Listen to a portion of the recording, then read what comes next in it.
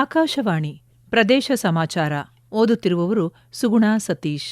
ಮುಖ್ಯಾಂಶಗಳು: petrol diesel ಮೇಲಿನ ತೆರಿಗೆ ಕಡಿತವಿಲ್ಲ, ರಾಜ್ಯ ಸರ್ಕಾರ ಸ್ಪಷ್ಟನೆ. ಮೇಕೆದಾಟು ಯೋಜನೆಗೆ ಹೊಸ ಡಿಪಿಆರ್, ಕೇಂದ್ರ ಸರ್ಕಾರ ಅನುಮತಿ ನೀಡಿದ ಬಳಿಕ ಭೂಮಿ ಪೂಜೆ, ಉಪಮುಖ್ಯಮಂತ್ರಿ ಡಿಕೆ ಶಿವಕುಮಾರ್. ಭಯೋತ್ಪಾದನಾ ವಿರೋಧಿ ದಿನ, ವಿಧಾನಸೌಧದಲ್ಲಿಂದು ಮುಖ್ಯಮಂತ್ರಿ ಸಿದ್ದರಾಮಯ್ಯ ಪ್ರತಿಜ್ಞಾವಿಧಿ ಬೋಧನೆ. ಮತ್ತು ಬೆಂಗಳೂರಿನ ಸುರಕ್ಷತೆಗಿಂತ ರಿಯಲ್ ಎಸ್ಟೇಟ್ ಬಗ್ಗೆ ಸರ್ಕಾರಕ್ಕೆ ಒಲವು, ಪ್ರತಿಪಕ್ಷ ನಾಯಕ ಆರ್ ಅಶೋಕ ಆರೋಪ. ಪೆಟ್ರೋಲ್ ಡೀಸೆಲ್ ಮೇಲಿನ ತೆರಿಗೆಯನ್ನು ಕಡಿತ ಮಾಡುವುದಿಲ್ಲ ಎಂದು ಮುಖ್ಯಮಂತ್ರಿ ಸಿದ್ದರಾಮಯ್ಯ ಸ್ಪಷ್ಟಪಡಿಸಿದ್ದಾರೆ. ಬೆಂಗಳೂರಿನಲ್ಲಿಂದು ಸುದ್ದಿಗಾರರೊಂದಿಗೆ ಮಾತನಾಡಿದ ಅವರು, ಕೇಂದ್ರ ಸರ್ಕಾರ ತೆರಿಗೆ ಏರಿಸಿದರೆ ನಾವು ಕಡಿಮೆ ಮಾಡಬೇಕಾ ಎಂದು ಪ್ರಶ್ನಿಸಿದ್ದಾರೆ. ಇದೇ ವೇಳೆ ಕೇಂದ್ರ ಸರ್ಕಾರದ ವಿರುದ್ಧ ಅಸಮಾಧಾನ ವ್ಯಕ್ತಪಡಿಸಿದ ಅವರು, ಮನಮೋಹನ್ ಸಿಂಗ್ ಪ್ರಧಾನಿಯಾಗಿದ್ದಾಗ ಪೆಟ್ರೋಲ್ ₹70, ಡೀಸೆಲ್ ₹48 ಇತ್ತು. ಅಡುಗೆ ಅನಿಲ ಬೆಲೆ ₹414 ಇತ್ತು. ಪ್ರಧಾನಿ ನರೇಂದ್ರ ಮೋದಿ ಅವರು ಅಧಿಕಾರಕ್ಕೆ ಬಂದ ಬಳಿಕ ಪೆಟ್ರೋಲಿಯಂ ಉತ್ಪನ್ನಗಳ ಬೆಲೆ ಏರಿಕೆಯಾಗಿವೆ ಎಂದು ತಿಳಿಸಿದ್ದಾರೆ. ಮೇಕೆದಾಟು ವಿಚಾರದಲ್ಲಿ ತಮಿಳುನಾಡಿಗೆ ಯಾವುದೇ ತರಹದ ಹಕ್ಕಿಲ್ಲ ಎಂದು ಉಪಮುಖ್ಯಮಂತ್ರಿ ಡಿಕೆ ಶಿವಕುಮಾರ್ ತಿಳಿಸಿದ್ದಾರೆ. ಕೊಳ್ಳೇಗಾಲ ತಾಲೂಕಿನ ಶಿವನಸಮುದ್ರದಲ್ಲಿ ಸುದ್ದಿಗಾರರೊಂದಿಗೆ ಮಾತನಾಡಿದ ಅವರು, ಮೇಕೆದಾಟಿಗೆ ಡಿಪಿಆರ್ ಸಿದ್ಧ ಮಾಡಲಾಗುತ್ತಿದೆ. ಆ ಜಾಗವನ್ನು ಗುರುತು ಮಾಡಿ ಬದಲಿ ಜಾಗವನ್ನು ನೀಡಲಾಗುವುದು ಎಂದು ಹೇಳಿದ್ದಾರೆ. ಕೇಂದ್ರ ಸರ್ಕಾರ ಅನುಮತಿ ನೀಡಿದ ಮೇಲೆ ಭೂಮಿ ಪೂಜೆ ನೆರವೇರಿಸಲಾಗುವುದು ಎಂದು ತಿಳಿಸಿದ್ದಾರೆ. ಚಾಮರಾಜನಗರ ಐತಿಹಾಸಿಕ ಜಿಲ್ಲೆಯಾಗಿದ್ದು ಧಾರ್ಮಿಕ ಪ್ರದೇಶದ ಪುಣ್ಯಭೂಮಿ ಎಂದು ಬಣ್ಣಿಸಿದ್ದಾರೆ. ಇಂದು ಭಯೋತ್ಪಾದನಾ ವಿರೋಧಿ ದಿನ. ಮಾಜಿ ಪ್ರಧಾನಿ ರಾಜೀವ್ ಗಾಂಧಿ ಅವರ ಹುತಾತ್ಮ ದಿನದ ಅಂಗವಾಗಿ ವಿಧಾನಸೌಧದ ಸಮ್ಮೇಳನ ಸಭಾಂಗಣದಲ್ಲಿ ಆಯೋಜಿಸಲಾಗಿದ್ದ ರಾಷ್ಟ್ರೀಯ ಭಯೋತ್ಪಾದನಾ ವಿರೋಧಿ ದಿನ ಕಾರ್ಯಕ್ರಮದಲ್ಲಿ ಪಾಲ್ಗೊಂಡ ಮುಖ್ಯಮಂತ್ರಿ ಸಿದ್ದರಾಮಯ್ಯ ಪ್ರತಿಜ್ಞಾವಿಧಿ ಬೋಧಿಸಿದರು. ಕಾರ್ಯಕ್ರಮದಲ್ಲಿ ಗೃಹ ಸಚಿವ ಡಾ ಜಿ. ಪರಮೇಶ್ವರ್, ಮುಖ್ಯಮಂತ್ರಿಗಳ ಕಾನೂನು ಸಲಹೆಗಾರ ಎಎಸ್ ಪೊನ್ನಣ್ಣ, ಸರ್ಕಾರದ ಮುಖ್ಯ ಕಾರ್ಯದರ್ಶಿ ಡಾ ಶಾಲಿನಿ ರಜನೀಶ್ ಸೇರಿದಂತೆ ಸಚಿವಾಲಯದ ಸಿಬ್ಬಂದಿ ಹಾಜರಿದ್ದರು. ದ್ವೇಷ, ಹಿಂಸಾಚಾರ ಮತ್ತು ಉಗ್ರವಾದದ ವಿರುದ್ಧ ಒಗ್ಗಟ್ಟಿನಿಂದ ನಿಲ್ಲುವ ಮಹತ್ವವನ್ನು ನಾವು ಇಂದು ಒತ್ತಿ ಹೇಳಬೇಕಾದ ಅಗತ್ಯವಿದೆ ಎಂದು ಉಪಮುಖ್ಯಮಂತ್ರಿ ಡಿಕೆ ಶಿವಕುಮಾರ್ ತಿಳಿಸಿದ್ದಾರೆ. ರಾಷ್ಟ್ರೀಯ ಭಯೋತ್ಪಾದನಾ ವಿರೋಧಿ ದಿನದ ಅಂಗವಾಗಿ ಸಾಮಾಜಿಕ ಜಾಲತಾಣದಲ್ಲಿ ಪ್ರತಿಕ್ರಿಯಿಸಿರುವ ಅವರು, ಶಾಂತಿ ಮತ್ತು ಸಾಮಾಜಿಕ ಸಾಮರಸ್ಯವು ಪ್ರಗತಿಪರ ಮತ್ತು ಸುರಕ್ಷಿತ ರಾಷ್ಟ್ರದ ಬಲವಾದ ಆಧಾರ ಸ್ತಂಭಗಳಾಗಿವೆ. ಭಾರತದ ಏಕತೆ ಮತ್ತು ಸ್ಥಿತಿಸ್ಥಾಪಕತ್ವದ ನಿರಂತರ ಮನೋಭಾವವು ಸಮಾಜವನ್ನು ವಿಭಜಿಸಲು ಪ್ರಯತ್ನಿಸುವ ಶಕ್ತಿಗಳ ಮೇಲೆ ಜಯ ಗಳಿಸುತ್ತಲೇ ಇದೆ ಎಂದು ಹೇಳಿದ್ದಾರೆ.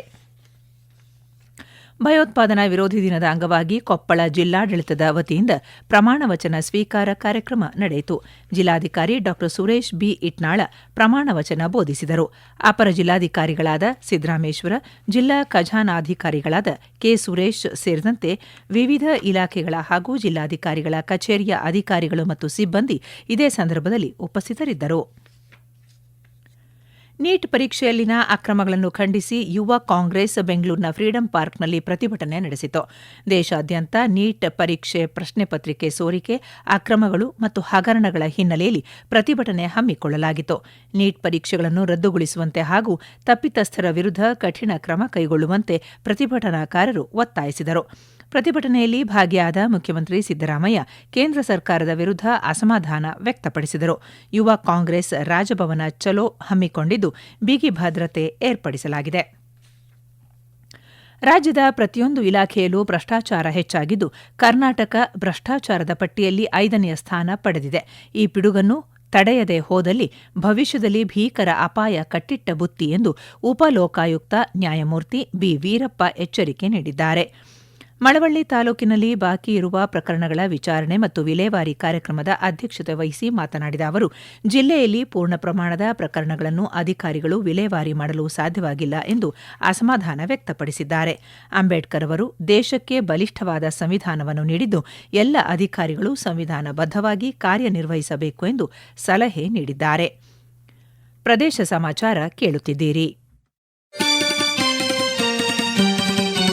ನಮ್ಮ ಎಲ್ಲಾ ರಾಷ್ಟ್ರೀಯ ವಾರ್ತೆಗಳು ಹಾಗೂ ಪ್ರದೇಶ ಸಮಾಚಾರ ಈಗ ಆಕಾಶವಾಣಿ ನ್ಯೂಸ್ ಕನ್ನಡ ಯೂಟ್ಯೂಬ್ ಚಾನೆಲ್ನಲ್ಲಿ ಲಭ್ಯ. ನಮ್ಮ ಎಕ್ಸ್ ಖಾತೆ ಮತ್ತು ಇನ್ಸ್ಟಾಗ್ರಾಂ ಖಾತೆ ಆಕಾಶವಾಣಿ ನ್ಯೂಸ್ ಕನ್ನಡ. ಹೆಚ್ಚಿನ ಮಾಹಿತಿಗಾಗಿ ನಮ್ಮ ಫೇಸ್ಬುಕ್ ಖಾತೆ AIR ಕನ್ನಡ ನ್ಯೂಸ್ ಅನುಸರಿಸಿ. ಮಾಹಿತಿಯ ಹೂರಣ ವಾರದ ಕಾರ್ಯಕ್ರಮ ಪ್ರಚಲಿತ ವಿದ್ಯಮಾನ ಪ್ರತಿ ಬುಧವಾರ 9:15. ಬೆಂಗಳೂರಿನ ಸುರಕ್ಷತೆ ಮತ್ತು ಕಾನೂನು ಸುವ್ಯವಸ್ಥೆಯನ್ನು ಖಚಿತಪಡಿಸಿಕೊಳ್ಳುವ ಬದಲು ರಾಜ್ಯ ಸರ್ಕಾರ ರಿಯಲ್ ಎಸ್ಟೇಟ್ ಅಭಿವೃದ್ಧಿಪಡಿಸುವಲ್ಲಿ ಹೆಚ್ಚು ಆಸಕ್ತಿ ವಹಿಸಿದೆ ಎಂದು ಪ್ರತಿಪಕ್ಷದ ನಾಯಕ ಆರ್ ಅಶೋಕ್ ಆರೋಪಿಸಿದ್ದಾರೆ.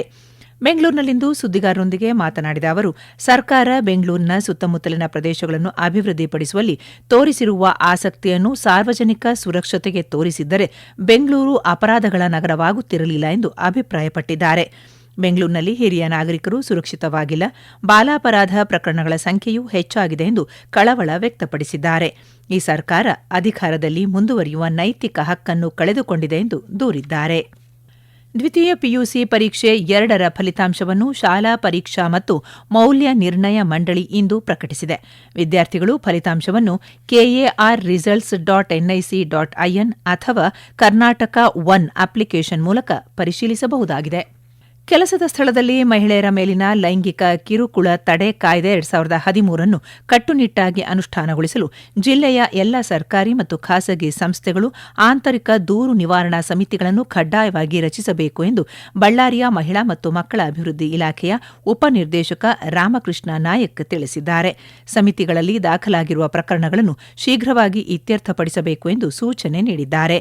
ಜೂನ್ 9ರ ಒಳಗಾಗಿ ಈ ಕುರಿತಾದ ಮಾಹಿತಿಯನ್ನು ಕೇಂದ್ರ ಸರ್ಕಾರದ ಶಿ ಬಾಕ್ಸ್ ಪೋರ್ಟಲ್ನಲ್ಲಿ ನೋಂದಣಿ ಮಾಡದಿದ್ದರೆ 50,000 ರೂಪಾಯಿ ದಂಡ ವಿಧಿಸುವುದರ ಜೊತೆಗೆ ಖಾಸಗಿ ಕಚೇರಿಗಳ ಪರವಾನಗಿ ರದ್ದು ಮಾಡಲಾಗುವುದು ಎಂದು ಸ್ಪಷ್ಟಪಡಿಸಿದ್ದಾರೆ. ಕೋಲಾರದಲ್ಲಿ ಮನೆಗಳಿಂದ ಸಂಗ್ರಹಿಸುವ ಕಸವನ್ನು ಮೂಲದಲ್ಲೇ ವಿಂಗಡಣೆ ಮಾಡದಿದ್ದರೆ ಪೌರ ಕಾರ್ಮಿಕರು ಅಂತಹ ಕಸವನ್ನು ಸ್ವೀಕರಿಸಬಾರದು ಎಂದು ಜಿಲ್ಲಾಧಿಕಾರಿ ಡಾ ಎಂಆರ್ ರವಿ ಸೂಚನೆ ನೀಡಿದ್ದಾರೆ. ರಾಜ್ಯದಲ್ಲಿ ಘನ ತ್ಯಾಜ್ಯ ವಿಲೇವಾರಿ ನಿಯಮಾವಳಿಗಳನ್ನು ಕಟ್ಟುನಿಟ್ಟಾಗಿ ಅನುಷ್ಠಾನಗೊಳಿಸುವ ಹಾಗೂ ಸುಪ್ರೀಂಕೋರ್ಟ್ ಆದೇಶಗಳನ್ನು ಕಡ್ಡಾಯವಾಗಿ ಪಾಲಿಸುವ ನಿಟ್ಟಿನಲ್ಲಿ ಉನ್ನತ ಮಟ್ಟದ ಪ್ರಗತಿ ಪರಿಶೀಲನಾ ಸಭೆ ಉದ್ದೇಶಿಸಿ ಮಾತನಾಡಿದ ಅವರು, ಈ ಕೆಲಸದಲ್ಲಿ ನಿರ್ಲಕ್ಷ್ಯ ತೋರಿದರೆ ತಿಂಗಳ ವೇತನವನ್ನು ತಕ್ಷಣವೇ ತಡೆಹಿಡಿಯುವುದಾಗಿ ತಿಳಿಸಿದ್ದಾರೆ. ಸುಪ್ರೀಂಕೋರ್ಟ್ ನಿರ್ದೇಶನದಂತೆ ಇನ್ನು ಮುಂದೆ ಕಡ್ಡಾಯವಾಗಿ 4 ಹಂತಗಳಲ್ಲಿ ಕಸ ವಿಂಗಡಣೆ ಮಾಡಬೇಕು. ಹಸಿ ಕಸ, ಒಣ ಕಸ, ಸ್ಯಾನಿಟರಿ ಕಸ ಮತ್ತು ವಿಶೇಷ ಕಾಳಜಿಯ ಕಸ ಎಂದು ಪ್ರತ್ಯೇಕಿಸಬೇಕು ಎಂದು ಸಲಹೆ ನೀಡಿದ್ದಾರೆ. ತೋಟಗಾರಿಕೆ ಇಲಾಖೆ ವತಿಯಿಂದ ಕೊಪ್ಪಳದಲ್ಲಿ ಹಮ್ಮಿಕೊಳ್ಳಲಾದ 2026-27ನೇ ಸಾಲಿನ 10ನೇ ವರ್ಷದ ಮಾವು ಮಾರಾಟ ಮೇಳವನ್ನು ಇನ್ನೂ 5 ದಿನಗಳ ಕಾಲ ಮುಂದುವರೆಸಲಾಗುವುದು ಎಂದು ತೋಟಗಾರಿಕೆ ಜಂಟಿ ನಿರ್ದೇಶಕರಾದ ಕೃಷ್ಣ ಸಿ ಉಕ್ಕುಂದ ತಿಳಿಸಿದ್ದಾರೆ. ರೈತರು ಹಾಗೂ ಗ್ರಾಹಕರ ಒತ್ತಾಯದ ಮೇರೆಗೆ ಮಾವು ಮಾರಾಟ ಮೇಳವನ್ನು ಇನ್ನೂ 5 ದಿನಗಳ ಕಾಲ ಮುಂದುವರೆಸಲಾಗಿದೆ. ರೈತರು ಹಾಗೂ ಜಿಲ್ಲೆಯ ಗ್ರಾಹಕರು ಇದರ ಸದುಪಯೋಗ ಪಡೆದುಕೊಳ್ಳುವಂತೆ ತೋಟಗಾರಿಕೆ ಇಲಾಖೆ ಪ್ರಕಟಣೆಯಲ್ಲಿ ತಿಳಿಸಿದೆ. ಬಳ್ಳಾರಿ ಜಿಲ್ಲಾಡಳಿತ, ಜಿಲ್ಲಾ ವಿಪತ್ತು ನಿರ್ವಹಣಾ ಪ್ರಾಧಿಕಾರ, ಗೃಹ ರಕ್ಷಕ ದಳ, ಅಗ್ನಿಶಾಮಕ ಮತ್ತು ತುರ್ತು ಸೇವೆಗಳ ಇಲಾಖೆಯಿಂದ ತಾಲೂಕಿನ ಅಮರಾಪುರ ಗ್ರಾಮದಲ್ಲಿ ವಿಪತ್ತು ನಿರ್ವಹಣೆ ಕುರಿತು ಅಣಕು ಪ್ರದರ್ಶನ ನಡೆಯಿತು. ಗಾಯಗೊಂಡವರನ್ನು ತಕ್ಷಣ ಸುರಕ್ಷಿತ ಸ್ಥಳಕ್ಕೆ ಸ್ಥಳಾಂತರಿಸಿ ಪ್ರಥಮ ಚಿಕಿತ್ಸೆ ನೀಡುವುದು, ಕಾನೂನು ಸುವ್ಯವಸ್ಥೆ ಕಾಪಾಡುವುದು ಮತ್ತು ಆರೋಗ್ಯ ದೃಷ್ಟಿಯಿಂದ ಕೈಗೊಳ್ಳಬೇಕಾದ ತುರ್ತು ಕ್ರಮಗಳ ಬಗ್ಗೆ ಪ್ರಾಯೋಗಿಕವಾಗಿ ಪ್ರದರ್ಶಿಸಲಾಯಿತು. ಈ ವೇಳೆ ಮಾತನಾಡಿದ ಬಳ್ಳಾರಿ ಜಿಲ್ಲಾ ಸಶಸ್ತ್ರ ಮೀಸಲು ಪಡೆಯ ಡಿಎಸ್ಪಿ ಜಿಎಂ ತಿಪ್ಪೇಸ್ವಾಮಿ, ಕಡಿಮೆ ಸಮಯದಲ್ಲಿ ಕನಿಷ್ಠ ನಷ್ಟದೊಂದಿಗೆ ಜನರನ್ನು ರಕ್ಷಿಸುವುದು ಅಣಕು ಪ್ರದರ್ಶನದ ಮುಖ್ಯ ಉದ್ದೇಶವಾಗಿದೆ. ವಿಪತ್ತು ಸಂದರ್ಭದಲ್ಲಿ ತ್ವರಿತ ಕಾರ್ಯಾಚರಣೆ ಮತ್ತು ಇಲಾಖೆಗಳ ಸಮನ್ವಯತೆಯು ಅಗತ್ಯ ಎಂದು ತಿಳಿಸಿದ್ದಾರೆ. ಇದು ಕೇವಲ ಒಂದು ತಾಲೀಮು ಅಲ್ಲ, ದೇಶದ ರಕ್ಷಣೆ ಮತ್ತು ಭವಿಷ್ಯಕ್ಕೆ ಭದ್ರವಾದ ಅಡಿಪಾಯವಾಗಿದೆ ಎಂದು ಅಭಿಪ್ರಾಯಪಟ್ಟಿದ್ದಾರೆ. ಈಗ ಮತ್ತೊಮ್ಮೆ ಮುಖ್ಯಾಂಶಗಳು. ಪೆಟ್ರೋಲ್, ಡೀಸೆಲ್ ಮೇಲಿನ ತೆರಿಗೆ ಕಡಿತವಿಲ್ಲ, ರಾಜ್ಯ ಸರ್ಕಾರ ಸ್ಪಷ್ಟನೆ. ಮೇಕೆದಾಟು ಯೋಜನೆಗೆ ಹೊಸ ಡಿಪಿಆರ್, ಕೇಂದ್ರ ಸರ್ಕಾರ ಅನುಮತಿ ನೀಡಿದ ಬಳಿಕ ಭೂಮಿ ಪೂಜೆ, ಉಪಮುಖ್ಯಮಂತ್ರಿ ಡಿಕೆ ಶಿವಕುಮಾರ್. ಭಯೋತ್ಪಾದನಾ ವಿರೋಧಿ ದಿನ, ವಿಧಾನಸೌಧದಲ್ಲಿಂದು ಮುಖ್ಯಮಂತ್ರಿ ಸಿದ್ದರಾಮಯ್ಯ ಪ್ರತಿಜ್ಞಾವಿಧಿ ಬೋಧನೆ. ಬೆಂಗಳೂರಿನ ಸುರಕ್ಷತೆಗಿಂತ ರಿಯಲ್ ಎಸ್ಟೇಟ್ ಬಗ್ಗೆ ಸರ್ಕಾರಕ್ಕೆ ಒಲವು, ಪ್ರತಿಪಕ್ಷ ನಾಯಕ ಆರ್ ಅಶೋಕ ಆರೋಪ. ಇಲ್ಲಿಗೆ ಪ್ರದೇಶ ಸಮಾಚಾರ ಮುಗಿಯಿತು. ನಮ್ಮ ಮುಂದಿನ ವಾರ್ತಾ ಪ್ರಸಾರ ಸಂಜೆ 6:40 ನಿಮಿಷಕ್ಕೆ.